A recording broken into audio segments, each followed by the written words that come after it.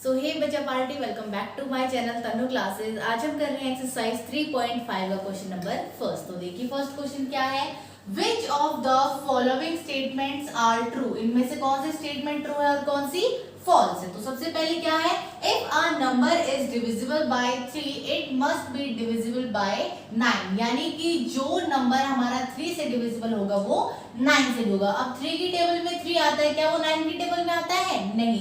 क्या हमारे 3 की टेबल में 6 आता है, क्या वो 9 की टेबल में आता है? नहीं। यानी कि वो नंबर जो 3 की टेबल में आएंगे वो 9 की टेबल में नहीं आएंगे। So this is false.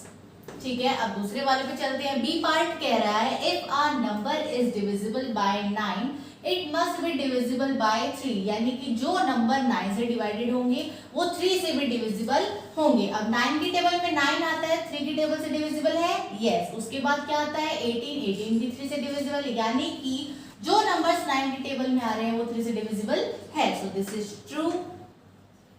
अब नेक्स्ट देखिए, a number is divisible by 18 if it is divisible by 3 and 6। अब 3 की टेबल में 3 आता है, क्या वो 18 की टेबल में आता है? नहीं। अब 6 की टेबल में 6 आता है, क्या वो 18 की टेबल में आता है? नहीं। यानी कि जो नंबर्स 3 और 6 की में आते हैं वो 18 से डिविजिबल नहीं होते। तो दिस इज फॉल्स।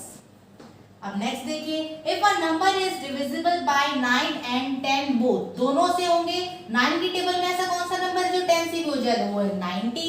अब 90 से होगा तो then it is must be divisible by 90। यानी कि 90 से भी डिविजिबल होगा। अगर वो नंबर 90 है तो 90 के मल्टीपल्स ही जो है 90 से डिविजिबल होंगे। So this statement is true. So चलते हैं अब हम नेक्स्ट पार्ट की तरफ। तो बच्चों हमारा नेक्स्ट पार्ट है, इफ टू नंबर्स आर को prime at least one of them must be prime. क्या हमारे दोनों नंबर जब को प्राइम होते हैं तो हमारा एक नंबर प्राइम होना या फिर दोनों नंबर प्राइम होने जरूरी है? नहीं, वो हमारे कंपोजिट नंबर्स भी हो सकते हैं। तो दिस इज फॉल्स स्टेटमेंट।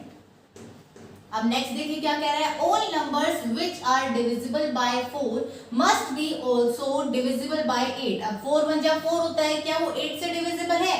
नहीं। So this is also a false statement.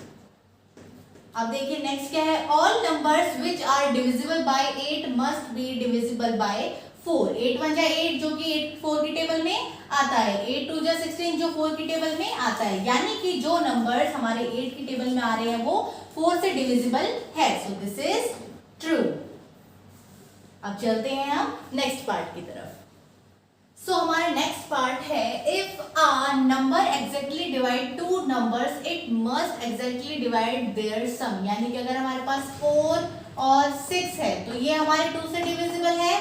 तो अगर मैं इनका सम कर दूं 4 + 6 तो क्या होता है? वो 10 होता है। तो ये भी 2 से डिविजिबल है। यानी कि इनका अलग अलग को भी मैं अगर 2 से डिवाइड करूं तो भी वो 2 से डिविजिबल है, इनका सम करके डिवाइड करूं तो भी वो 2 से डिविजिबल है। So this statement is true. अब नेक्स्ट देखिए, if a number exactly divide the sum of two numbers. अगर मैं 5 + 5 करूं इज इक्वल टू 10 जो कि 2 से डिविजिबल है, it must divide the two numbers separately. जिनको हमने प्लस किया वो क्या है? 5। अगर मैं इनको 2 से डिवाइड करूं तो it is not divisible by 2, so it is false statement. So this was question number first. Hope आपको क्वेश्चन समझ में आ गया होगा। Thanks for watching my video. Like, share, subscribe करना ना भूलें।